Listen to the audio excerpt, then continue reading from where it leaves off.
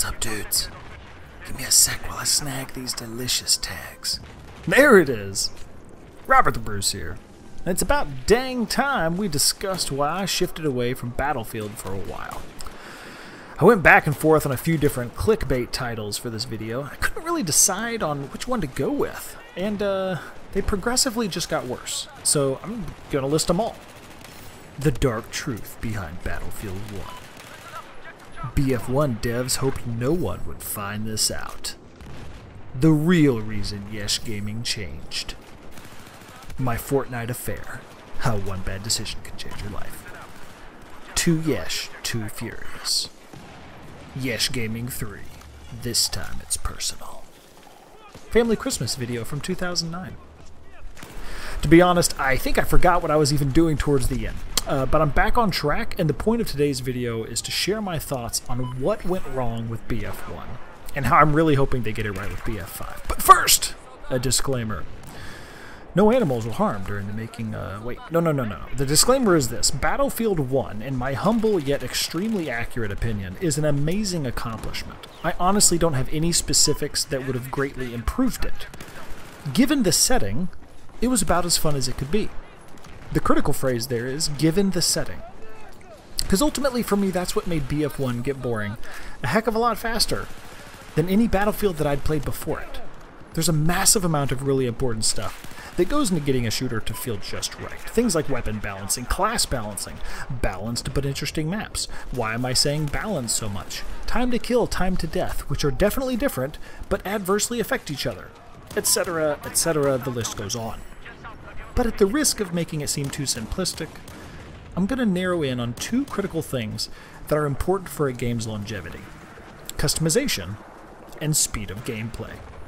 Now, if a game is trying to be too realistic to some degree, but isn't customizable very much, then it's going to have a hard time. Now, if all the guns start to kind of feel the same, you're naturally going to get bored faster.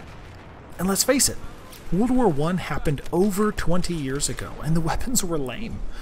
DICE did an amazing job of trying to make it fun to use those guns, but, you know, at the end of the day, for me, I got tired of them pretty quickly. And sure, the first few times I rode around on a horse, it was pretty cool. Yeah, but then I would name the horse. I would get close to it, and then someone would shoot it, and then I would hate them. And I don't want to feel that way. And the second thing, in my mind, that really hurt BF1 was the speed of gameplay. Now again, I know the era, there wasn't really anything DICE could have done differently. It's just, unfortunately, how it kind of had to be. But I found myself feeling like I was playing Running Simulator a lot more than Battlefield. The Battlefield series has always been all about huge maps with awesome variety and space. But along with that space, you usually had loads of vehicles to get around quickly in.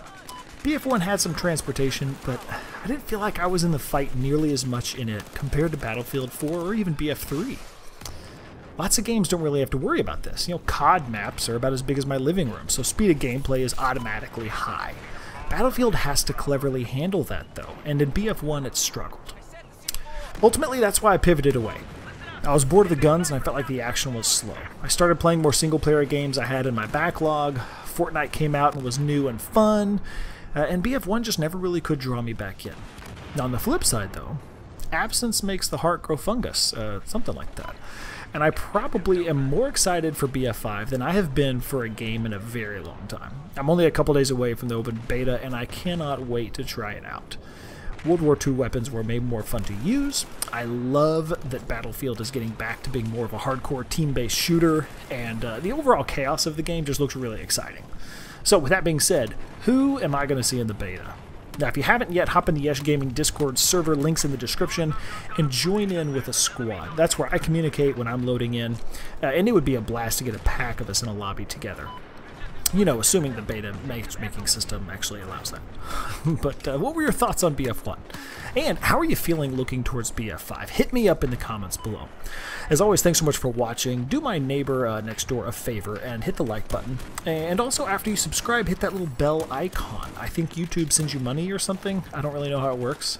But yeah, get hyped for the BF5 beta, because I'll see you on the battlefield.